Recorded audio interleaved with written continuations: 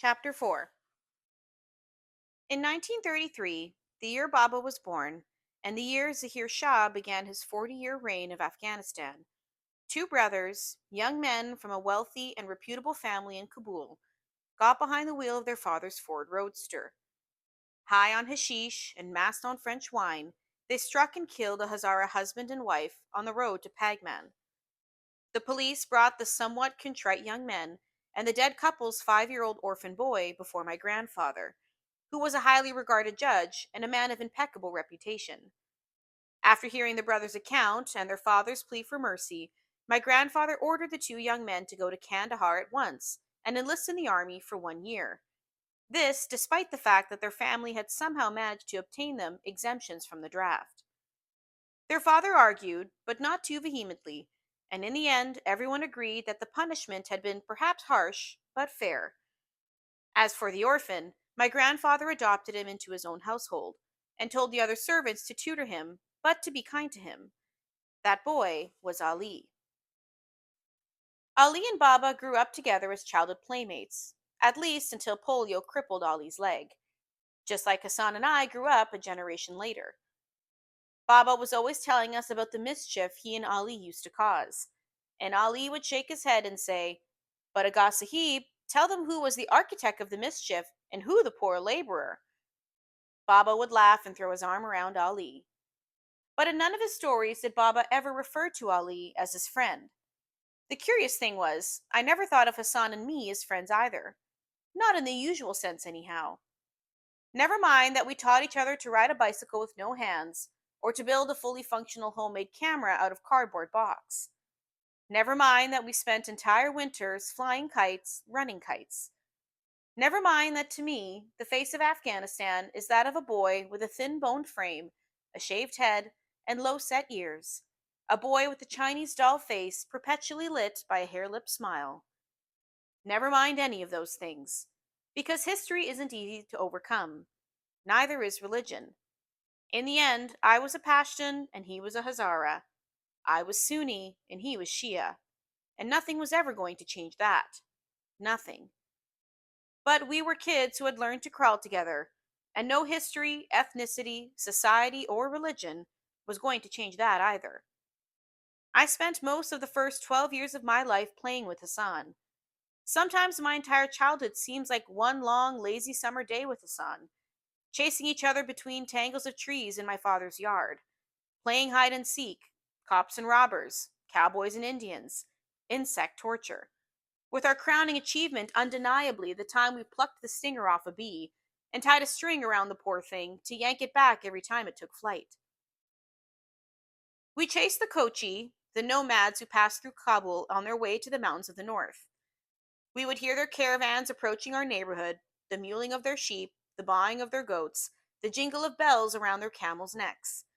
We'd run outside to watch the caravan plod through our street, men with dusty, weather-beaten faces, and women dressed in long, colorful shawls, beads, and silver bracelets around their wrists and ankles.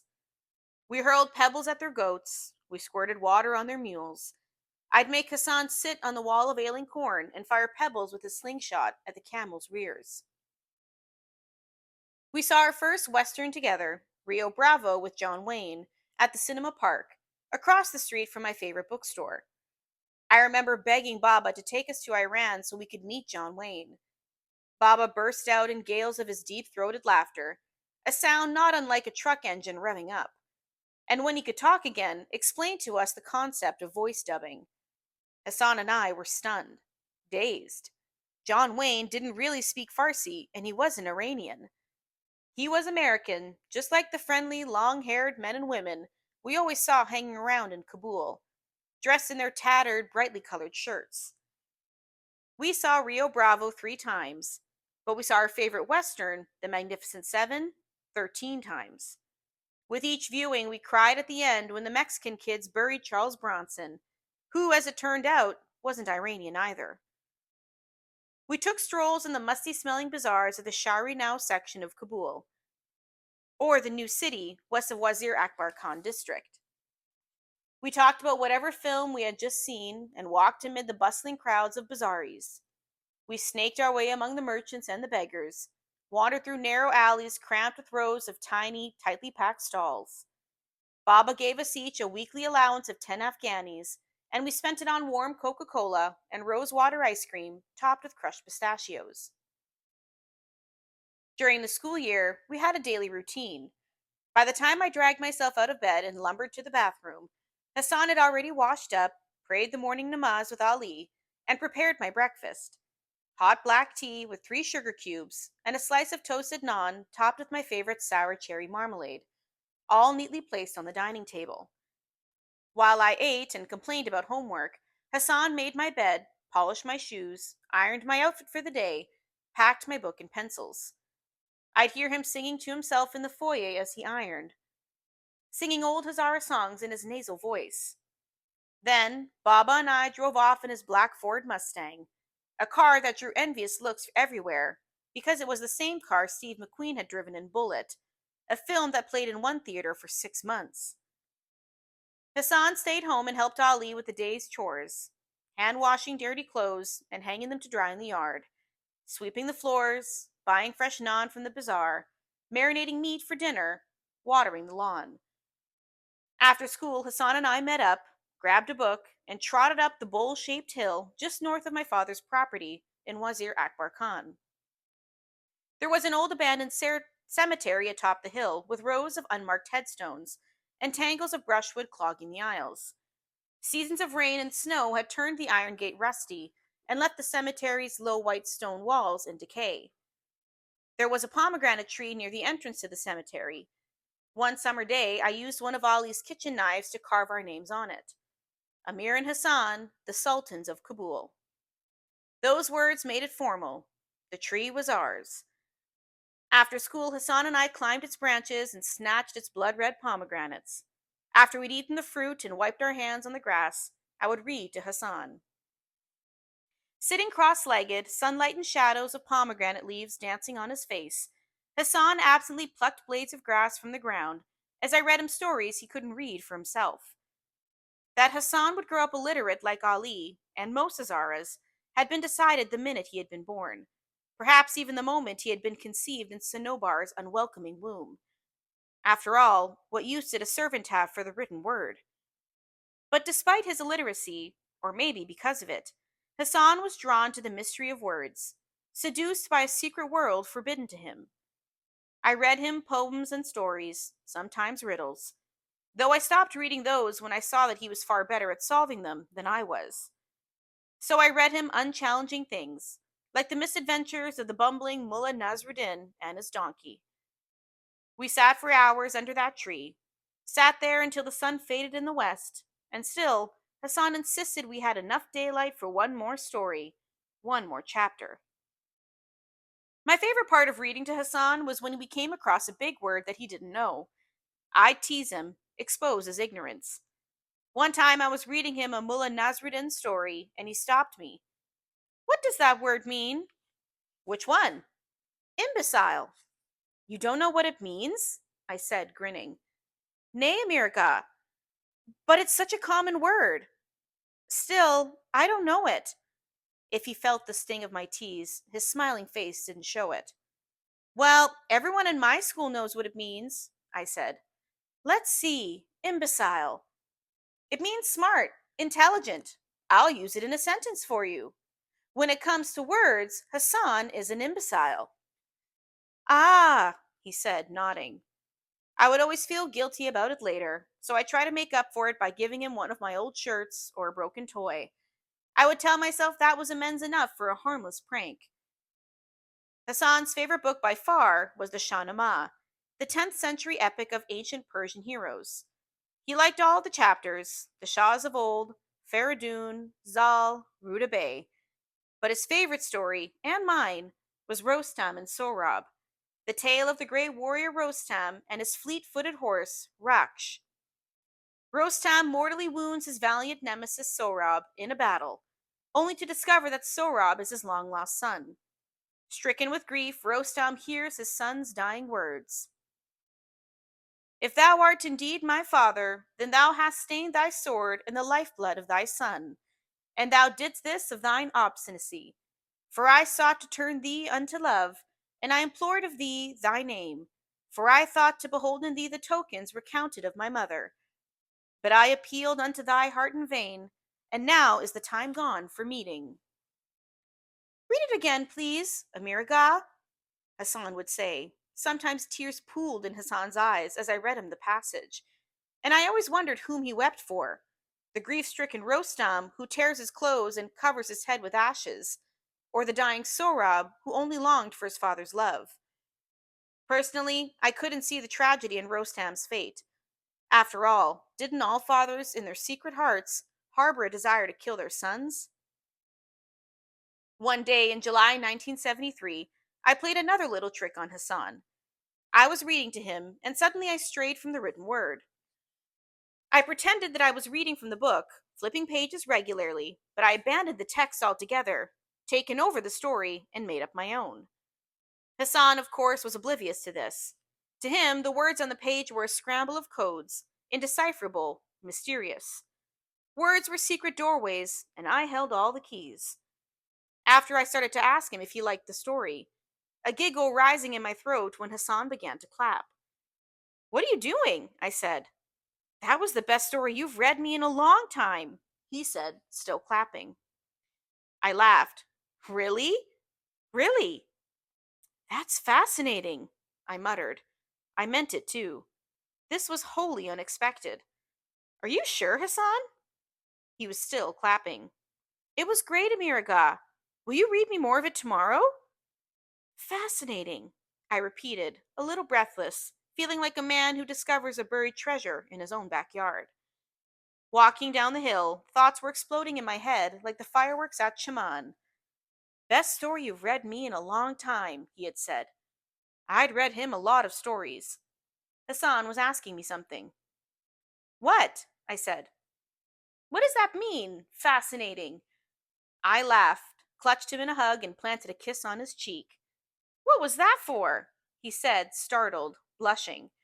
I gave him a friendly shove, smiled. "You're a prince, Hassan. You're a prince, and I love you." That same night, I wrote my first short story. It took me 30 minutes. It was a dark little tale about a man who found a magic cup and learned that if he wept into the cup, his tears would turn into pearls. But even though he had always been poor, he was a happy man and rarely shed a tear. So he found ways to make himself sad so that his tears could make him rich. As the pearls piled up, so did his greed grow. The story ended with the man sitting on a mountain of pearls, knife in hand, weeping helplessly into the cup with his beloved's wife slain body in his arms. That evening, I climbed the stairs and walked into Baba's smoking room. In my hands, the 2 sheets of paper on which I'd scribbled the story. Baba and Rahim Khan were smoking pipes and sipping brandy when I came in. "What is it, Amir?" Baba said, reclining on the sofa and lacing his hands behind his head. Blue smoke swirled around his face. His glare made my throat feel dry. I cleared it and told him I'd written a story. Baba nodded and gave a thin smile that conveyed little more than feigned interest. "Well, that's very good, isn't it?" he said. Then nothing more. He just looked at me through the cloud of smoke. I probably stood there for under a minute, but to this day it was the longest minute of my life. Seconds plodded by, each separated from the next by an eternity. Air grew heavy, damp, almost solid. I was breathing bricks. Baba went on staring me down and didn't offer to read it. As always, it was Rahim Khan who rescued me. He held out his hand and favored me with a smile that had nothing feigned about it. "May I have it, Amir John? I would very much like to read it." Baba hardly ever used the term of endearment John when he addressed me. Baba shrugged and stood up. He looked relieved, as if he too had been rescued by Rahim Khan. "Yes, give it to Kaka Rahim. I'm going upstairs to get ready." And with that, he left the room. Most days I worshipped Baba with an intensity approaching the religious. But right then, I wished I could open my veins and drain his cursed blood from my body. An hour later, as the evening sky dimmed, the two of them drove off in my father's car to attend a party. On his way out, Rahim Khan hunkered before me and handed me my story and another folded piece of paper. He flashed a smile and winked. "For you. Read it later." Then he paused and added a single word that did more to encourage me to pursue writing than any compliment any editor has ever paid me. That word was bravo. When they left, I sat on my bed and wished Rahim Khan had been my father. Then I thought of Baba and his great big chest, and how good it felt when he held me against it. How he smelt of brute in the morning, how his beard tickled my face. I was overcome with such guilt that I bolted to the bathroom and vomited in the sink. Later that night, curled up in bed, I read Rahim Khan's note over and over. It read like this: Amir Jan, I enjoyed your story very much. Mashallah, God has granted you a special talent. It is now your duty to hone that talent, because a person who wastes his God given talents is a donkey. You have written your story with sound grammar and interesting style, but the most impressive thing about your story is that it has irony. You may not even know what that word means, but you will someday. It is something that some writers reach for their entire careers and never attain. You have achieved it with your first story. My door is and always will be open to you, Amir Jan. I shall hear any story you have to tell. Bravo, your friend, Rahim.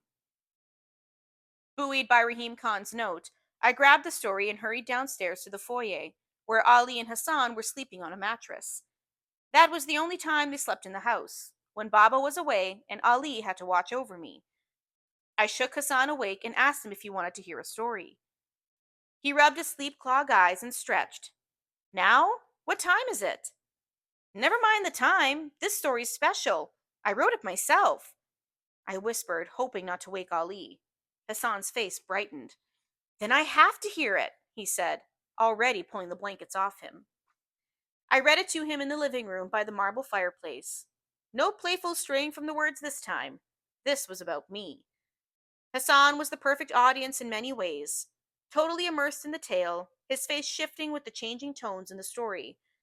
When I read the last sentence, he made a muted clapping sound with his hands. Mashallah, Amirga! Bravo! He was beaming. You liked it? I said, getting my second taste, and how sweet it was, as a positive review. Someday, inshallah, you will be a great writer, Hassan said, and people all over the world will read your stories. You exaggerate, Hassan, I said, loving him for it. No, you will be great and famous, he insisted, and then he paused, as if on the verge of adding something. He weighed his words and cleared his throat. But will you permit me to ask a question about the story? He said shyly. Of course. Well, he started, broke off. Tell me, Hassan, I said. I smiled, though suddenly the insecure writer in me wasn't so sure he wanted to hear it. Well, he said, if I may ask, why did the man kill his wife? In fact, why did he ever have to feel sad to shed tears? Couldn't he just have smelled an onion? I was stunned. That particular point, so obvious it was utterly stupid, hadn't even occurred to me. I moved my lips soundlessly. It appeared that on the same night I learned about one of writing's objectives, irony, I would also be introduced to one of its pitfalls, the plot hole. Taught by Hassan, of all people. Hassan, who couldn't read and had never written a single word in his entire life. A voice, cold and dark, suddenly whispered in my ear, What does he know, that illiterate Hazara? He'll never be anything but a cook. How dare he criticize you? Well, I began, but I never got to finish the sentence, because suddenly Afghanistan changed forever.